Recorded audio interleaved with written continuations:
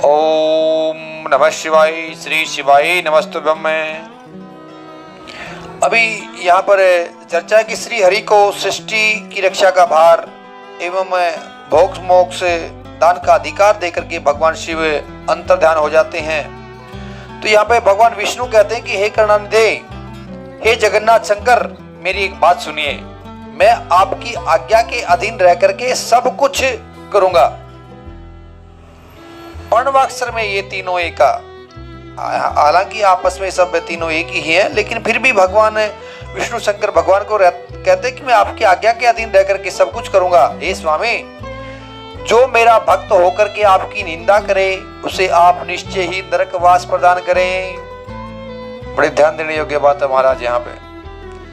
अगर आप भगवान विष्णु के भक्त हैं और शिव की निंदा करते हैं, बहुत गलती कर रहे हैं। अगर आप शिव के भक्त हैं और भगवान विष्णु की निंदा करते हैं, राम की निंदा करते हैं, किसी अवतार की निंदा करते हैं, बहुत ही अच्छा नहीं है, बहुत बुरा है वो। क्योंकि किसी भी पुराण को उठा के देख लीजिए, जहां पे भी हरि हर की निंदा है वो व्यक्ति को सफल होना बड़ा दुर्लभ है। सफल मतलब सफलता मतलब क्या? सफल मतलब एक लक्ष्मी का वास। इसका मतलब ये नहीं कि उसके घर पे अच्छी अच्छी गाड़ियां चल रही हैं, बंगले हैं, लेकिन लक्ष्मी का वास है। नहीं नहीं नहीं, वहां पे लक्ष्मी का वास नहीं हो सकता। लक्ष्मी कथा को उठा के देखिए, हमने लक्ष्मी कथा में डाला हुआ है लक्ष्मी का वास कहाँ कहाँ पे है। तो आप किसी की निंदा नहीं करिए, हरि हर एक ही है। आगे कहते हैं कि नाथ, जो आपका भक्त है वह मुझे अत्यंत प्रिय है। जो ऐसा जानता है उसके लिए मोक्ष दुर्लभ नहीं है। मेरे लिए आपका भक्त बड़ा प्रिय है। और मोक्ष देने वाले कौन है? भगवान विष्णु ही तो मोक्ष दाता है। श्री हरि का कथन सुनकर के दुखारी हर ने उनकी बात का अनुमोदन किया और नाना प्रकार के धर्मों का उपदेश देकर के हम दोनों के हित की इच्छा से हमें अनेक प्रकार के वर दिए। इसके बाद भक्त वत्सल भगवान शंभु कृपा पूर्वक हमारी ओर देख करके हम दोनों को देखते देखते सहसा वहीं अंतर्ध्यान हो गए। ब्रह्मा जी और विष्णु जी आपस में संवाद कर रहे हैं कि हम दोनों को देख करके वहीं पे अंतर्ध्यान हो गए।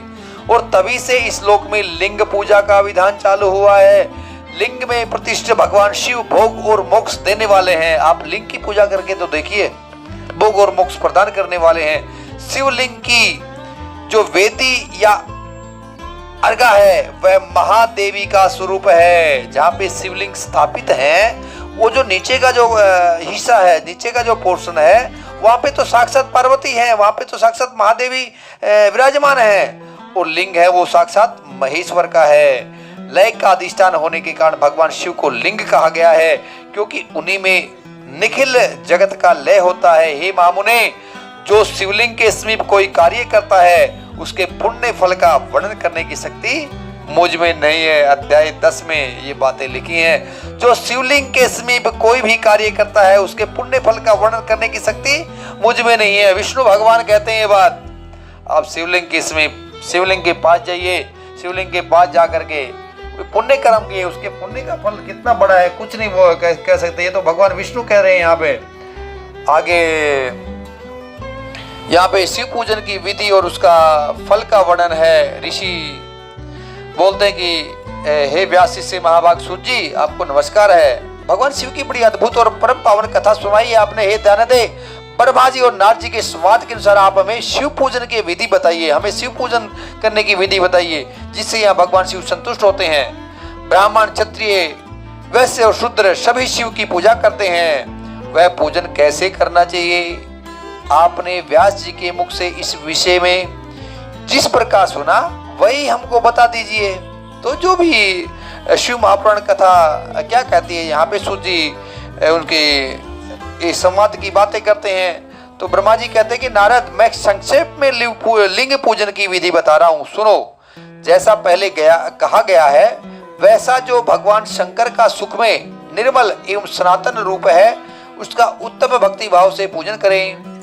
इससे समस्त मनोवांछित फलों की प्राप्ति होती है। आप शिवलिंग पूजन करके तो देखें। दरिद्रता, रोग, दुख तथा शत्रु जनित पीड़ा, ये 4 प्रकार के पाप या 4 प्रकार के कष्ट हैं तब तक रहते जब तक मनुष्य भगवान शिव का पूजन नहीं करता। जब तक आप शिव का पूजन नहीं करेंगे तब तक दरिद्रता रहेगी, तब तक रोग रहेगा, दुख भी रहेगा और शत्रु जनित पीड़ा भी रहेगी। इसलिए शिव पूजन में लग जाइए।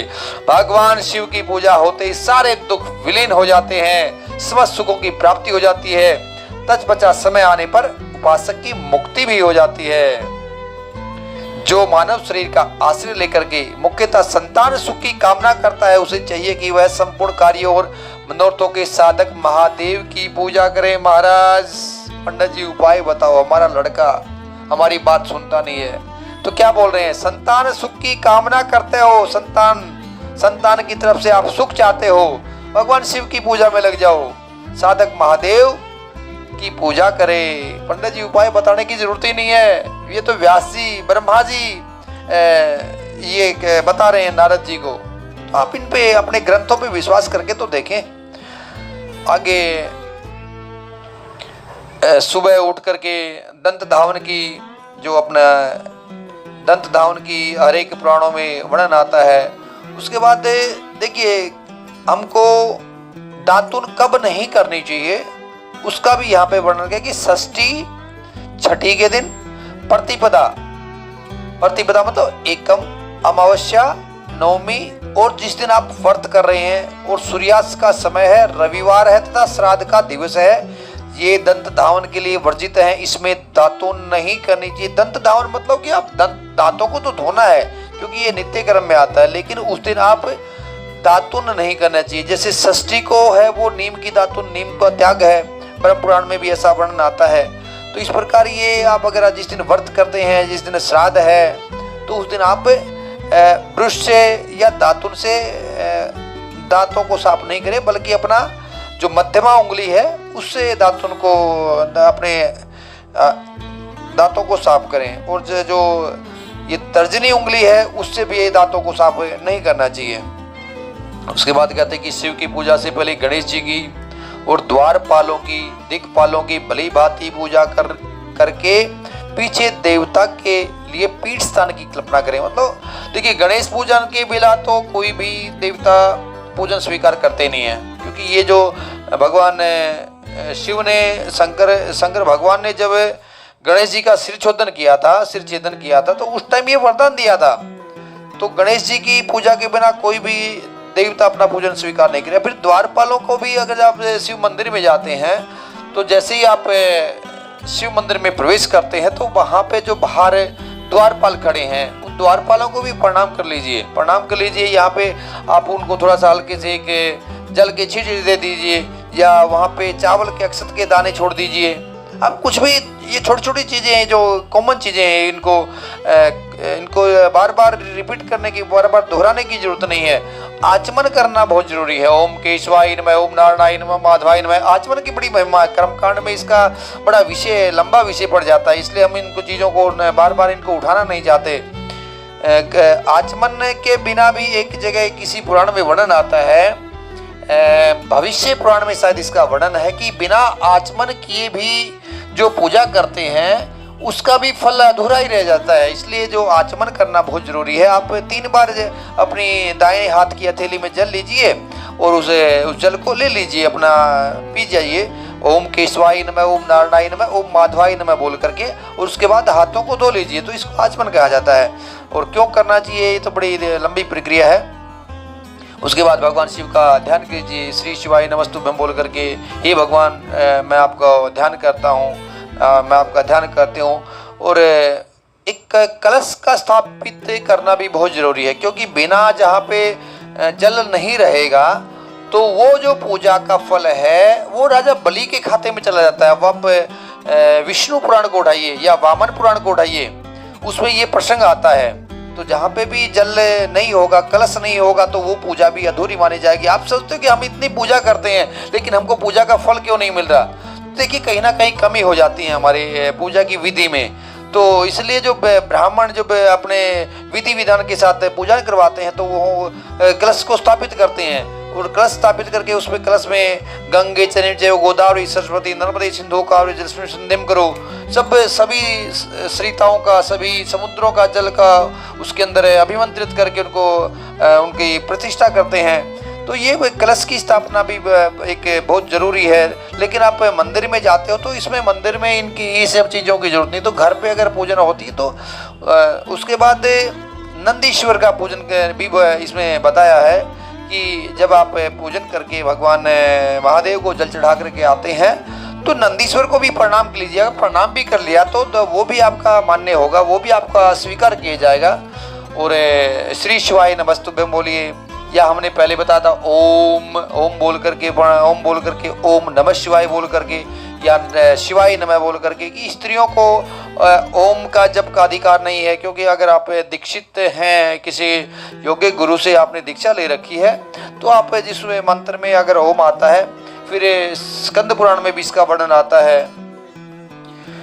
तो ये कुछ मंत्र ऐसे हैं उनके नाम से सद्योजातम प्रपद्यामि ओम वामदेवाय नमः है। और तो या फिर उसके बाद भगवान महादेव को जब हम पाद्योपाद्यम समर्पयामि, हस्तोर्गम समर्पयामि, आचमनी जलम समर्पयामि, उनके पैर धुलाइए, उनको अर्घ दीजिए, उनको स्नान करवाइए। स्नान में फिर आप अलग अलग द्रव्य से स्नान करवा सकते हैं।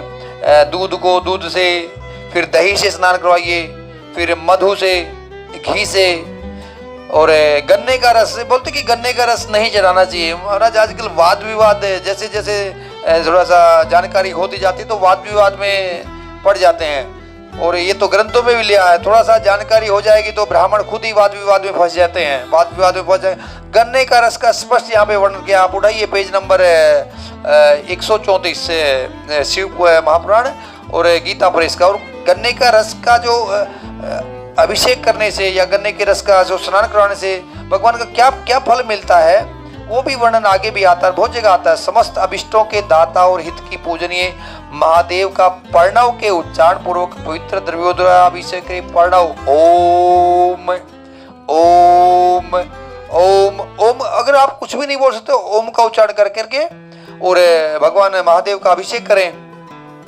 देखिए अभिषेक करने के बाद स्नान करवा दिया। स्नान में भी देखिए विधि है कि अभिषेक करवाते, तो अभिषेक करने से पहले भी कुछ ऐसा जो कर्मकांडी ब्राह्मण है वो तो सब जानते हैं, लेकिन आप अगर इसको जानकारी नहीं है तो कोई बात है। आप अभिषेक से पहले एक विल पत्र ले लीजिए, या फूल ले लीजिए, पुष्प ले लीजिए, पुष्प की पंखुड़ी ले लीजिए, अक्षत डाल दीजिए। तो क्योंकि अभिषेक करते तो लिंग को मतलब पूरा का पूरा कोरा नहीं होना चाहिए। अगर आप अभिषेक कर रहे हैं तो अभिषेक के ऊपर कुछ ना कुछ पहले रखिए, उसको पुष्प रख दीजिए, विल पत्र रख दीजिए, उसके बाद उसको अभिषेक करवाइए। अभिषेक का भी रुद्राष्टक अभिषेक करते हैं तो बहुत अच्छा है, या फिर नमस्ते रुद्र मन्यवे तो ईश्वरी नमः बाहु व्यामुदे नमः। ये अगर 16 ऋचाएं हैं, लघु रुद्री भी बोलते हैं इसको, तो उससे भी आप अभिषेक कर सकते हैं, अगर आप करवा सकते हैं किसी योग्य ब्राह्मण से। अभिषेक करने के बाद भगवान शिव को वस्त्र पहनाइए। जब आपने स्नान करा दिया तो एक कॉमन से बातें हैं, अभिषेक करने के बाद उनको स्नान करवाने के बाद वस्त्र पहनाइए, उपवस्त्र पहनाइए, उनको जनेऊ पहनाइए। उसके बाद एक चंदन का टीका चढ़ा दीजिए, चंदन लगा दीजिए। चंदन लेकर के अष्टगंध चंदन आता है, और किसी भी गोपी चंदन भी आता है, किसी भी टाइप का चंदन है आपको, अगर रक्त चंदन, लाल चंदन भी आता है, कोई भी चंदन की। और वहाँ पे कार्तिकेय के ऊपर, गणेश जी के ऊपर, यहाँ पे चंदन जहाँ पे भी आप लगाना चाहते हो अलग अलग जगह पे भी, वहाँ पे भी लगा सकते, नहीं तो आप एक जगह लगा देते हैं तो वो भी सब मान्य है। उसके बाद चंदन के बाद अक्षत है, मतलब जो चावल, ध्यान दीजिए अक्षत है वो खंडित नहीं होना चाहिए। तब सुंदर अक्षतों द्वारा प्रसन्नता पूर्वक शंकर की पूजा करें। तो अक्षत है वो खंडित नहीं होने चाहिए, खंडित है। और दूसरी बात इसमें नियम है कि चावलों को आप 5 चावल चढ़ाइए, 7 चढ़ाइए, 11 चढ़ाइए, गिनो मत, कोई बात नहीं, अगर एक ही चढ़ा दीजिए, लेकिन उसको धो करके चढ़ाना जरूरी है, ये ध्यान रखिए। आप भगवान महादेव को धो करके चढ़ाइए। उसके ऊपर कुश है, चमेली, चंपा, गुलाब, श्वेत, कनेर, बेला, कमल, और जिस प्रकार की जो भी पुष्प उपलब्ध हैं अपने क्षेत्र के हिसाब से वो पुष्प चढ़ा दीजिए। दुर्वा कुरान चढ़ा दीजिए और विल पत्र चढ़ा दीजिए। विल पत्र में देखिए आप आजकल सोशल मीडिया पे ऐसे ऐसे वीडियो डालते हैं, उनको ये नहीं पता कि विल पत्र को चढ़ाना कैसे है। देखिए विल पत्र का जो डंठल है, हो सके तो डंठल को बिल्कुल तोड़ दें। क्यों तोड़ना चाहिए, बड़े लंबा विषय है। डंठल को तोड़ दीजिए और हो सके तो उसके ऊपर चंदन लगा दीजिए। कोई बात नहीं, चंदन नहीं लगा सकते सीधा करके उसको उल्टा करके चढ़ाइए। अगर आप ज्यादा मात्रा में लगा रहे हैं, इकट्ठे करके चढ़ा रहे हैं तो बात अलग है। त्रिदलम त्रिगुणाकरम त्रिनेत्रम त्रियाधम त्रिजन्म पाप संहारम विल्व पत्रम शिवार्पणम। हे भगवान भोलेनाथ, ये विल्व पत्र मैं आपको समर्पित कर रहा हूं, आप इसको स्वीकार करो। मुझे नहीं पता इसको कैसे चढ़ाना है, ऐसी एक मान्यता, ऐसे आप मन में ऐसे विचार कर लीजिए तो भी भगवान उसके ऊपर कैसा भी किसी भी प्रकार में उसके ऊपर चढ़ गया, भगवान अपने आप स्वीकार कर लेते हैं। लेकिन हो सके तो आप एक विधि के अनुसार उसको चढ़ाइए। मंत्रोच्चारण पूर्वक पूजा करनी चाहिए, वह समस्त फलों को देने वाली होती है। अगर हो सके तो इसमें आगे बता रहे हैं, कुछ संक्षेप में बता रहा हूं कि सावधानी के साथ सुनो। रुद्र मंत्र से, पुरुष सूक्त से, पुरुष सूक्त भी रुद्राष्टध्यायी में आ जाता है, रुद्र सूक्त भी, रुद्र मंत्र भी उसमें रुद्राष्टध्यायी में आ जाते हैं। श्री सूक्त भी यहाँ पे लिखा हुआ, क्योंकि श्री सूक्त का वर्णन क्यों दिया है? वैसे श्री सूक्त का जो अभिषेक करते हैं तो देवी और माता लक्ष्मी की जो पूजा करते हैं तो वो श्री सूक्त से उसको अभिषेक करवाते हैं। लेकिन यहाँ पे शिव महापुराण में क्यों दे दिया इसको?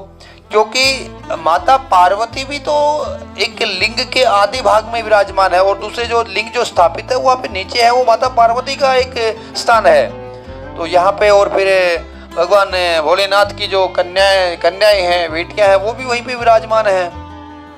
तो श्री सूक्त भी हम पाठ कर सकते हैं वहाँ पे। उसके बाद बोलते हैं पुरुष सूक्त मृत्युंजय मंत्र से, पंचाक्षर मंत्र से, नमः शिवाय, शिवाय नमः, ओम नमः शिवाय। तो जितनी भी आप हो सके, कितना भी 1100 जल धाराएं गिराने की व्यवस्था करें। अगर हो सके तो लंबा, मतलब कि लंबा अगर अभिषेक कर सकते तो भगवान शंकर के ऊपर चंदन और फूल आदि चढ़ाएं। प्रणव से ही मुखवास तांबुल, फूल चढ़ाने के बाद भगवान को अगर धूप दिखाते हैं तो धूप दिखाने का भी फल है। दीपक जरूर दिखा दीजिए, दीपक वहां पे प्रज्वलित करना बहुत जरूरी है। दीपक दिखाने के दीपम दृश्यामि, साक्षात दीप, हे भगवान मैं आपको ये दीपक दिखा रहा हूँ। उसके बाद दीपक दिखाने के बाद हाथ धो लीजिए। उसके बाद भगवान को जो भी आप कुछ मिष्ठान वगैरह लेके गए हैं, जो भगवान को भोग लगाने के लिए कुछ खीर लेके गए हुए हैं, तो खीर है आपके पास तो उसको भगवान को भोग लगाइए। भोग लगाने के बाद उनका मुख धुलाइए, हस्त प्रक्षालनार्थी, मुख प्रक्षालनार्थी आचमनीयम जलम समर्पयामि। भगवान को फिर मुखवास दीजिए, तांबुल पोंगी फलम समर्पयामि। उसके बाद भगवान को फल चढ़ाइए, ऋतु फलम समर्पयामि। तो इस प्रकार ये वर्णन कर रहे हैं। धूप दीप नैवेद्य सुंदर तांबुल सुरम्य आरती द्वारा यथोक्त विधि से पूजा करके स्तोत्रों एवं अन्य प्रकार के मंत्रों द्वारा नमस्कार के स्तोत्र कर सकते हैं आप। गीता प्रेस की जो नित्य क्रम पूजा प्रकाश जो पुस्तक है उसको ले लीजिए। नमामि समीचान निर्माण रूपम, कोई भी स्तोत्र जैसे भी आपको अच्छा लगे। भगवान के बहुत से स्तोत्र हैं, किसी भी स्तोत्र को उठा करके भगवान का स्तोत्र का पाठ कर सकते हैं। उसके बाद भगवान को नमस्कार करें, साष्टांग प्रणाम करें और हाथ में फूल लेकर के खड़े हो जाए और दोनों हाथ जोड़ करके निम्नलिखित मंत्र से, देखिए यहाँ पे खड़े, पहले ये जो पूजा करनी है, जो बैठ करके पूजा करनी है पहले की।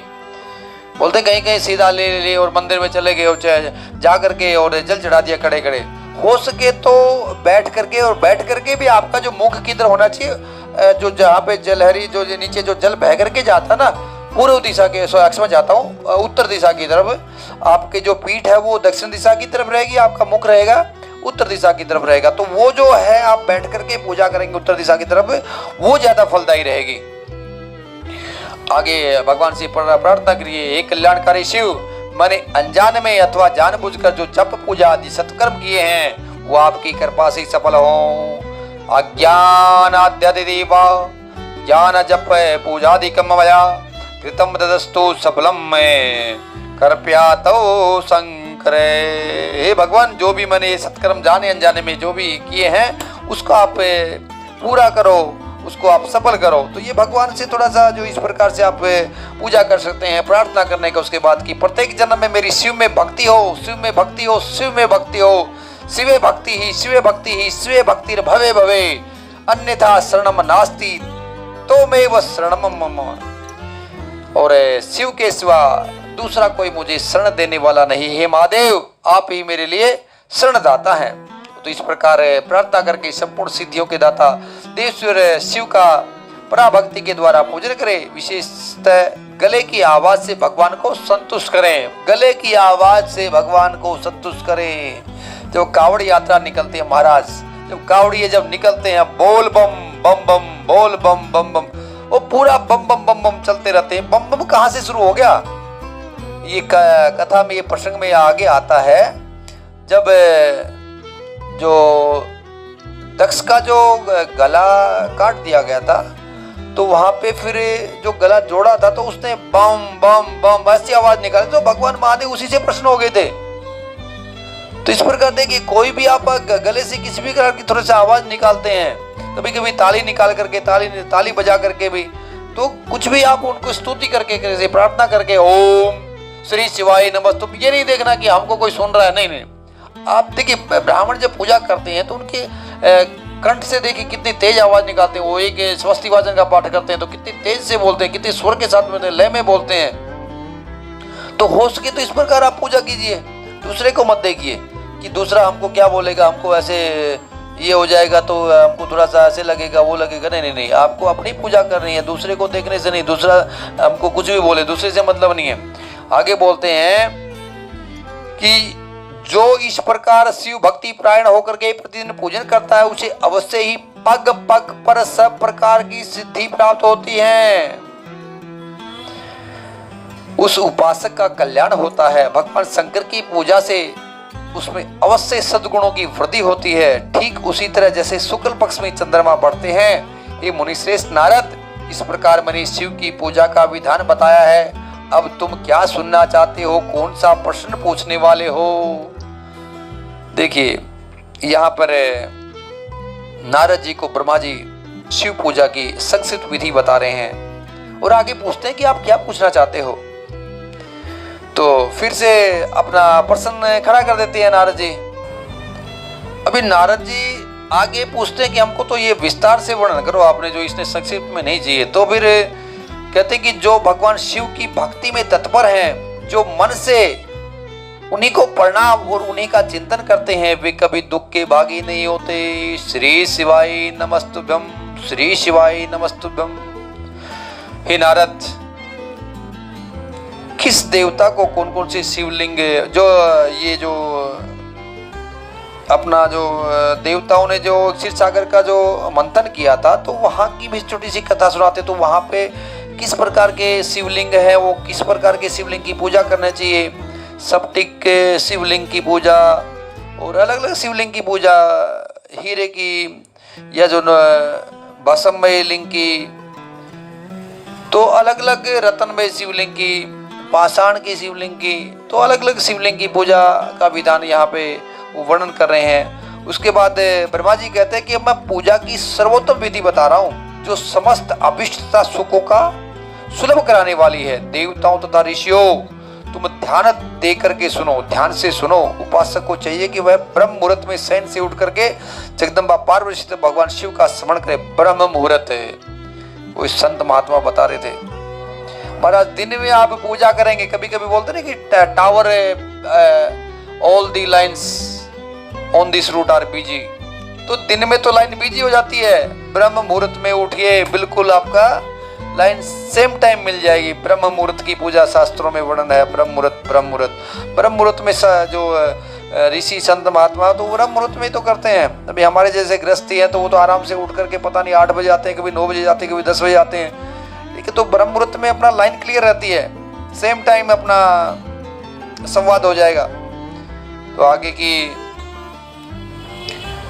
अलग अलग तिथियों के बारे में वर्णन कर रहे हैं। फिर कहते कि गुरु का स्मरण करके, आज्ञा लेकर के, विधि पूर्वक संकल्प करके अपनी कामना को अलग न रखते हुए पराभक्ति से सपरिवार शिव का पूजन करें। सपरिवार गुरु का स्मरण करें। सुबह जब पूजन का जो संध्या वंदन करते तो उसमें भी गुरु को पहले प्रणाम गया था। गुरुर् ब्रह्मा गुरुर् विष्णु गुरुर्देव महेश्वर गुरु साक्षात ब्रह्म तस्मै श्री गुरुवे नमः। अखंड मंडलाकारं व्याप्तं येन चराचरं तत्पदं दर्शितं येन तस्मै श्री गुरुवे नमः। गुरु को प्रणाम करके संकल्प लिया जाता है विष्णु विष्णु विष्णु कि हे भगवान, मैं आज भारतवर्ष के इस प्रांत में, इस शहर में, इस जिले में, इस गांव में और इस घर के नंबर पे, और मेरा नाम ये है, मेरा ये गोत्र है, और हे भगवान मैं आपकी आज ये तिथि, ये वार, ये तिथि वार के टाइम पे और इस समय मैं आपकी पूजा कर रहा हूँ, मेरी पूजा संपूर्ण करवाना। उसके बाद भगवान शिव का सह परिवार, मतलब गणेश जी भी साथ में आ जाएंगे, कार्तिकेय जी भी आ जाएंगे, माता पार्वती भी जी आ जाएंगी, तो सह परिवार उनका, नंदी का भी उसकी पूजन।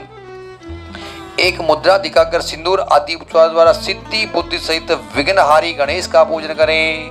लक्ष्य और लाभ से युक्त गणेश जी का पूजन करके उनके नाम के आदि में प्रणव तथा अंत में नमः जोड़ करके नाम के साथ चतुर्थी विभक्ति का प्रयोग करते हुए नमस्कार करें। यहाँ पे मंत्र दिया हुआ है ओम गणपति नमः। हे गणेश जी हम आपको नमस्कार करते हैं, या फिर मंत्र आपको बोलना तो ओम लक्ष्य लाभ युताय सिद्धि बुद्धि सहिताय गणपते नमः है। लक्ष्य लाभ कौन है? शुभ और लाभ। शुभ का जो नाम है यहाँ पे लक्ष्य भी बताया हुआ है। ओम लक्ष्य लाभ युताय सिद्धि बुद्धि सहिताय गणपते नमः है। लक्ष्य लाभ बेटों के साथ में, सिद्धि बुद्धि के साथ में, रिद्धि और सिद्धि जो है उन्हीं के नाम यहाँ पे इस पुराण में सिद्धि और बुद्धि भी बताया गया है। तो ये मंत्र का भी आप बोल करके गणपति जी का पूजन कर सकते हैं। और गिरिराज नंदिनी उमा की पूजा करें। उमा की पूजा मतलब माता पार्वती की पूजा करें, और फिर भगवान शिव की पूजा करनी चाहिए। और घर में सदा मूल मंत्र का प्रयोग करके शिव की पूजा करनी चाहिए। भगवान शिव के समीप ही अपने लिए आसन की व्यवस्था करें। कुछ पूजा में कुछ मुद्राएं बताई गई हैं, मुद्राएं दिखा करके, और मेरे यहाँ पे कुछ आह्वान जैसे पूरी विधि बता दी इन्होंने। यहाँ पे पूरी भगवान का आह्वान करके उसके बाद सब वस्तुओं का अभाव होने पर शिव को केवल बिल्व पत्र ही अर्पित करें। शिव पर कहते हैं कि अगर आपके पास कुछ भी नहीं है जल चढ़ा दो, जल भी नहीं मिला तो वहीं से शिवलिंग पे चढ़ा हुआ बिल्व पत्र ले लो, बिल्व पत्र को धो करके और उसी को भगवान पे, शिव पे जी पे चढ़ा दो। बिल्व पत्र समर्पित होने से शिव की पूजा सफल हो जाती है। महाराज बहुत बड़ी बात है।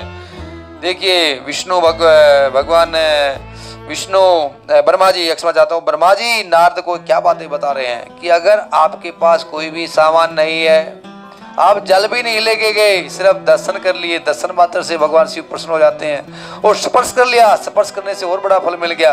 और वहीं से शिवलिंग के ऊपर से अगर आपको कहीं से भी पुष्प नहीं मिले, बिल्वपत्र भी नहीं मिला, तो वहीं से बिल्वपत्र को लीजिए, वहीं से धो लीजिए, और धो करके उसी को भगवान शिव को अर्पित कर दीजिए, उसका भी फल है।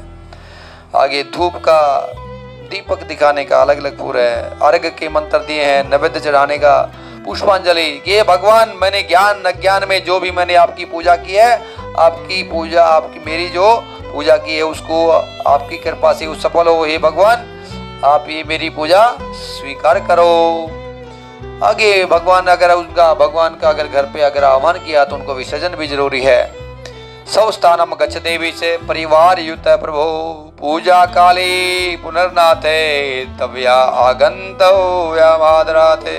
हे देवीश्वर प्रभु आज आप परिवार सहित अपने स्थान को पधारे। नाथ जब पूजा का समय हो, जब पुनः आप यहाँ पे सादर पदार्पण करें। हे भगवान भोलेनाथ मैंने जो आपकी पूजा की है वो पूजा हमारी सफल करो। और जब जब हम आपको याद करें, हम आपकी पूजा के लिए आपको याद करें, आप पूजा के लिए हमारे यहाँ पे पधारिए। और अब अपने स्थान पे यहाँ से प्रस्थान करें। तो ऋषियों ये कथा कहते हैं कि ये ऋषियों इस प्रकार मैंने शिव पूजन की सारी विधि बता दी जो भोग और मोक्ष देने वाली है। अब क्या सुनना चाहते हो, क्या सुनना चाहते हो अभी? तो आगे यहाँ पे ब्रह्मा जी बोले कि नारद यहाँ पे विभिन्न पुष्पों का, अन्नों और जल आदि की धाराओं से शिव जी की पूजा का महात्म्य बता रहे हैं कि अलग अलग बोलते कि पंडित जी यार ये क्या बता रहे हो आप, इसका क्या जो चढ़ाने से क्या फल मिलेगा? अब सरसों के फूल की बातें कर रहे हो, कभी तिल की बातें कर रहे हो, कभी गन्ने के रस की बातें कर रहे हो। तो ये आगे नारद जी ने प्रश्न पूछ लिया कि अलग अलग पुष्पों से, अलग अलग अन्न से, अलग अलग जल की धारा से चढ़ाने से क्या फल मिलेगा, उसका वर्णन करो। तो यहाँ पे ब्रह्मा जी नारद जी को बोलते कि ब्रह्मा जी सुनो, क्षमा चाहता हूँ, ब्रह्मा जी बोलते कि नारद सुनो, जो लक्ष्मी प्राप्ति की इच्छा करता हो, जिसको लक्ष्मी धन चाहिए, कुबेर लक्ष्मी की प्राप्ति की इच्छा करता हो वह कमल बिल्व पत्र से भगवान शिव की पूजा करे। बिल्व पत्र चढ़ा करके मनोकामना रख दीजिए। और कमल का फूल पुष्पे वस्ते लक्ष्मी, लक्ष्मी तो पुष्प में तो निवास है और कमल का पुष्प और यह बिल्व पत्र से प्रसन्न हो जाते हैं ब्राह्मण। यदि 1 लाख की संख्या में इन पुष्पों द्वारा भगवान शिव की पूजा संपन्न हो जाए तो सारे पापों का नाश हो जाता है। लेकिन लाख तो बड़ी संख्या हो जाती है, फिर भी आप जितनी श्रद्धा अनुसार जितना भी हो सके तो आप जितना हो सके उतना करो। और लक्ष्मी की भी प्राप्ति हो जाती है, इसमें कोई संशय नहीं, इसमें कोई संशय नहीं है। अगर 1 लाख बिल्व पत्र, 1 लाख बिल्व पत्र अभी भी मतलब अपने जो ब्राह्मण है श्रावण मास में चढ़ाते हैं।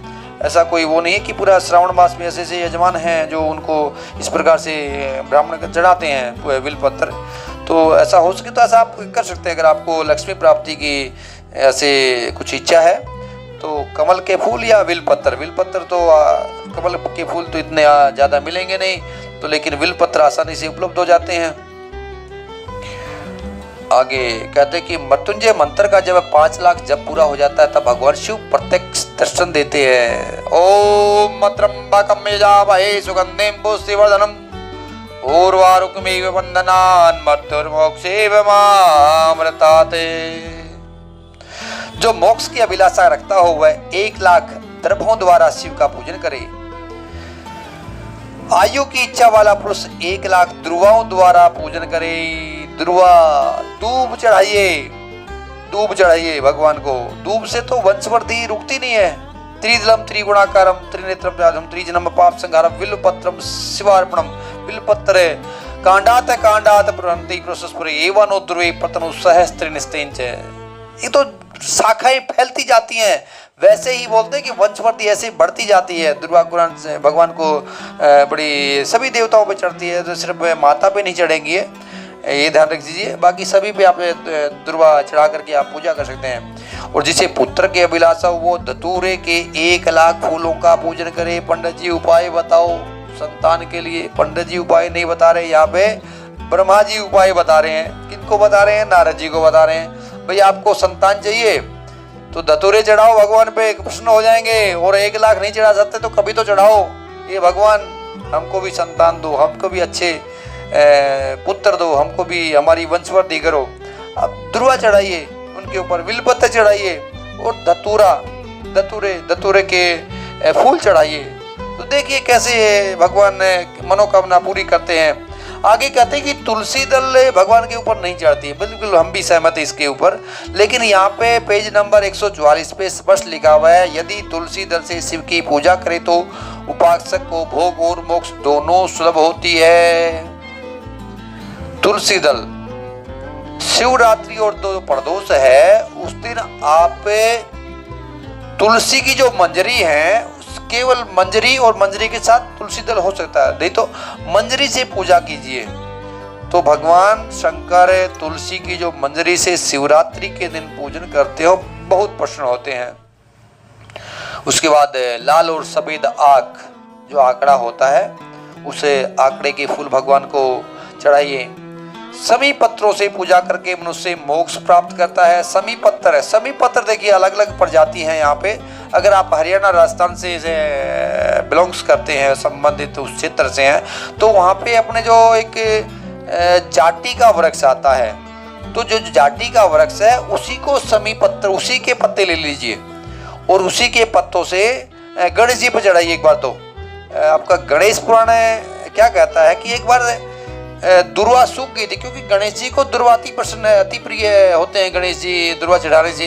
लेकिन वो जेठ का महीना था और लू चल रही थी, गर्मी का ग्रीष्म ऋतु थी और दुर्वा सब जगह सूख गई थी, तो दुर्वा मिली नहीं थी। तो वहाँ पे फिर वो अपनी जाटी के पत्ते लेकर के आ गए थे और वो जाटी के पत्ते से गणेश जी की पूजा करी। तो गणेश जी रात को साक्षात स्वप्न में दर्शन दिया था उन्होंने कि आपने मेरे को समी पत्रों से मेरी पूजा की है, मैं तो बड़ा प्रसन्न हो गया। तो आप समी पत्र गणेश जी पे चढ़ाइए और समी पत्र आप भगवान भोलेनाथ पे चढ़ाइए। उसके बाद कहते हैं कि 1 लाख बिल्व पत्ता चढ़ाने पर मनुष्य अपनी सारी काम्य वस्तुएं प्राप्त कर लेता है। 1 लाख श्रावण मास में, अधिक मास चल रहा है अभी तो श्रावण मास भी आ गया, तो श्रावण मास में पूरे अगर हो सके तो जितनी ज्यादा चढ़ाइए, गिनती नहीं कर पाते कोई बात नहीं। वर्तमान ऋतु में पैदा होने वाले फूल यदि शिव को सेवा में समर्पित किए जाएं तो वे मोक्ष देने वाले हैं। कोई भी फूल नहीं मिला, लेकिन कौन सा फूल नहीं चढ़ता है उसकी भी हम चर्चा करेंगे। केतकी क्यों नहीं चढ़ता है वो भी चर्चा करेंगे आगे। तो आप हो सके तो जो भी पुष्प आपके मिल जाएं वो चढ़ा दीजिए भगवान पे, भगवान उसी से प्रसन्न हो जाएंगे। आगे बोलते हैं कि राई के फूल शत्रुओं को मृत्यु प्रदान करने वाले होते हैं। राई के फूल शत्रु को मृत्यु तो प्रदान भगवान किसी को मत दो आप ऐसे। शत्रुता तो आजकल सभी में बनी हुई है, परिवारों में बनी हुई है, आस पड़ोस में भी बनी हुई है, लेकिन उससे क्या उनकी थोड़ी सी बुद्धि में थोड़ा सा बदलाव आ जाएगा। वो शत्रुता का जो है एक थोड़ा सा उसमें मित्रता का भाव पैदा हो जाएगा। तो राई के फूल हो सके तो आप के अंदर कुछ ऐसा किसी को ऐसे लगता है कि हमारी शत्रु हमारे पीछे पड़े हुए हैं, हमारी बैरी लग रहे हैं ये एक दूसरे, तो आप घर पे राई लेके आ जाइए और किसी गमले में उगा लीजिए। स्पेशली जो नवंबर ये सब जैसे सर्द ऋतु शुरू होती है उस टाइम पे, और वो उगाएंगे 1 महीना 20 दिन के अंदर आपको फूल मिल जाएंगे। वो फूल सरसों के फूल और राई के फूल लेकर के भगवान को चढ़ाइए, उसका भी बड़ा फल मिलता है। चंपा और केवड़े को छोड़कर के शेष सभी फूल भगवान शिव को चढ़ाए जा सकते हैं। चंपा के फूल और केवड़े के फूल भगवान शिव पे नहीं चढ़ेंगे। आगे देखिए, महादेव के ऊपर चावल चढ़ाने से मनुष्यों को लक्ष्मी बढ़ती है। ये चावल अखंडित होने चाहिए, हमने पहले भी चर्चा करी थी, चावल खंडित नहीं होना चाहिए। चावल से लक्ष्मी की प्राप्ति होती है, लक्ष्मी बढ़ती है, लेकिन वो चावल धो करके चढ़ाना, ये भी ध्यान देना। शिव के ऊपर बहुत सुंदर वस्त्र चढ़ाएं, उसी पर चावल रख करके समर्पित करें तो उत्तम है। चावल उसी के ऊपर रख दो, भगवान शिव के ऊपर सफेद वस्त्र हो सके तो सफेद वस्त्र उनको पहनाइए, और नहीं तो अपना नाल दे दीजिए, नाल चढ़ा दीजिए, वो भी मान्य हो जाएगा। भगवान सब भाव के भोगे हैं, तो भगवान शिव के ऊपर गंध पुष्प आदि के साथ एक श्रीफल चढ़ा करके धूप आदि निवेदित करे तो पूजा का पूरा फल प्राप्त हो जाता है। एक श्रीफल, जब पंडित जी जब पूजा करवाते हैं, पूजा का सामान लिखवाते हैं तो श्रीफल चढ़वाते हैं उसके ऊपर, जब पूजा संपन्न होती है उस टाइम। तो वो क्यों करवाते हैं? क्योंकि उनको इन कर्मकांड की विधियों का पता है, ठीक है। तो एक श्रीफल आपने उसके बाद सब कुछ पूजा कर ली, तो उसके बाद भगवान के ऊपर एक श्रीफल चढ़ा दिया, एक नारियल चढ़ा दिया, तो पूरा का पूरा फल प्राप्त हो जाएगा। आगे कहते हैं कि तिलों द्वारा शिव जी के 1 लाख आहुति दी जाए अथवा 1 लाख तिलों से शिव की पूजा की जाए तो वह बड़े बड़े पातकों का नाश करने वाली है। काले तिल भगवान पे चढ़ा दीजिए। जब आप चावल चढ़ाते हैं उसके बाद चावल चढ़ा दिए।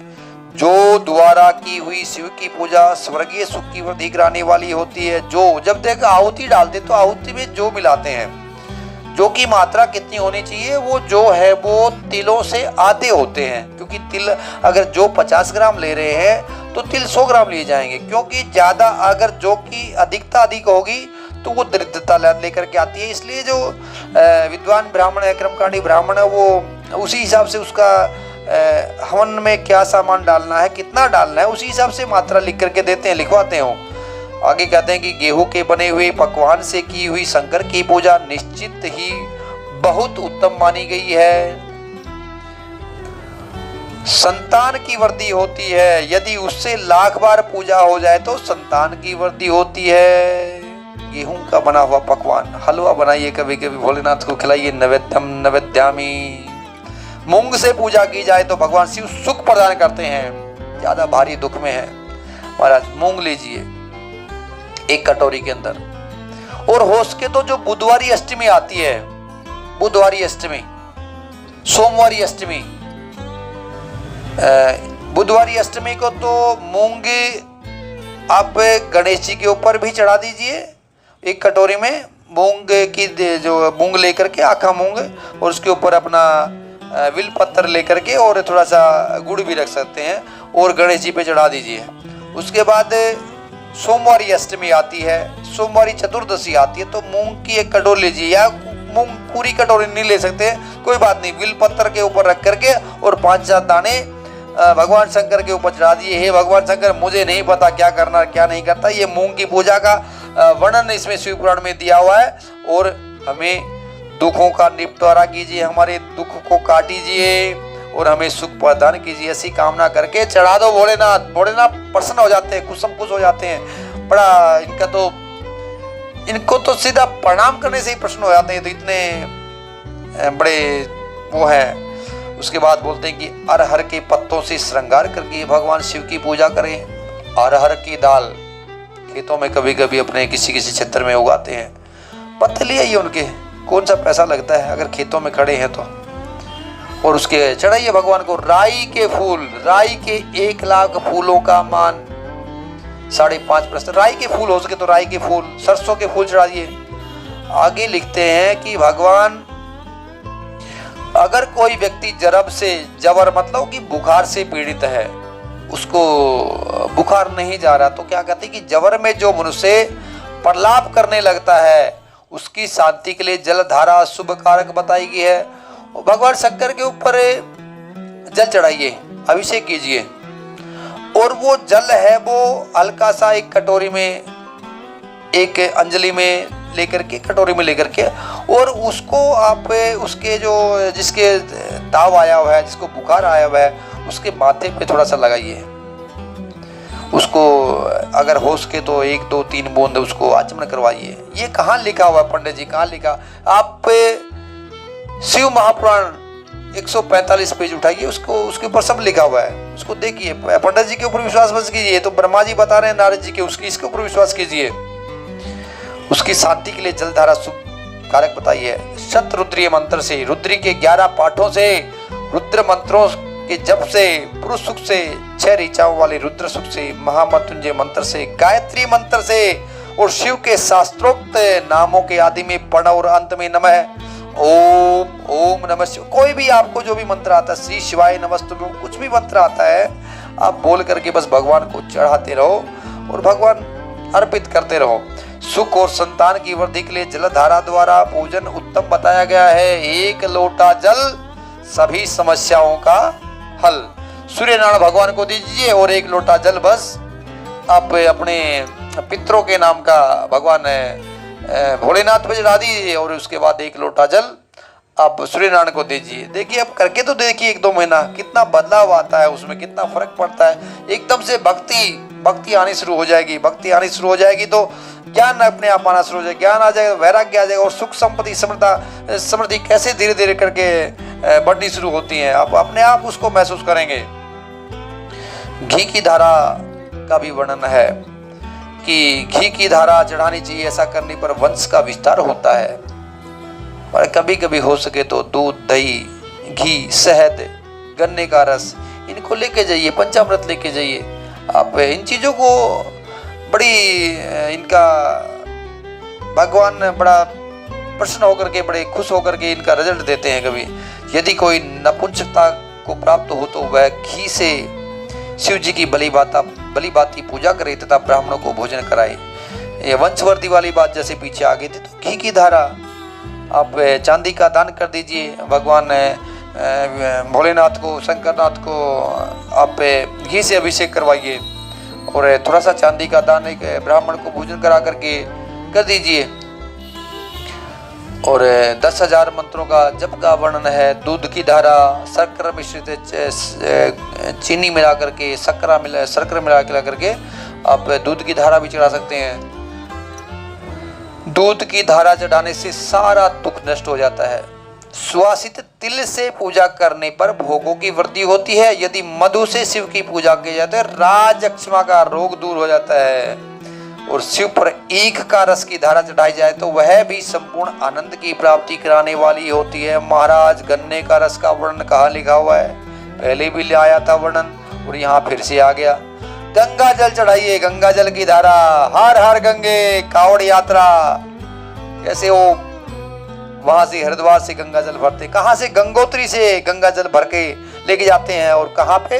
जल चढ़ाते हैं, गंगा जल की धारा तो भोग और मोक्ष दोनों फलों को देने वाली है। ये सब जो जो धाराएं बताई गई हैं, इन सबको मृत्युंजय मंत्र से चढ़ाना चाहिए। ओम भूः ओम भवः ओम स्वः ओम त्र्यंबकम यजामहे सुगंधिं पुष्टिवर्धनम उर्वारुकमिव वंदनान् मृत्युर्मोक्षी मामृतात्। ओम स्वः ओम भुवः ओम भवः ओम भवः ओम भूः। तो आप किसी प्रकार से आप जो भी आपको मंत्र आते हैं भगवान प्रसन्न हो जाएंगे। ओम बोलो, श्री शिवाय नमस्तुभ्यम बोलो, हर हर महादेव बोलो, बम बम बोलो, कुछ भी बोलो।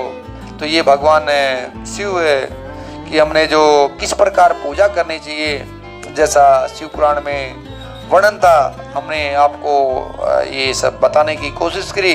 हम त्रुटियों के लिए हम आपसे क्षमा चाहते हैं। आप किसी भी प्रकार अपने जैसे पूजा करें उस प्रकार से आप थोड़ा सा एक सावधानी रखें, बस इतना ही हम आपको एक उससे थोड़ी सी हल्की सी सावधानी रखेंगे तो आपकी फलों में कमी नहीं आएगी। आगे यहाँ पे थोड़ा सा रुद्र संगीता में षष्ठी का वर्णन आएगा, तो हम धीरे धीरे करके आपको आगे चलेंगे। षष्ठी के वर्णन के बाद ये खंड खत्म हो जाता है और उसके बाद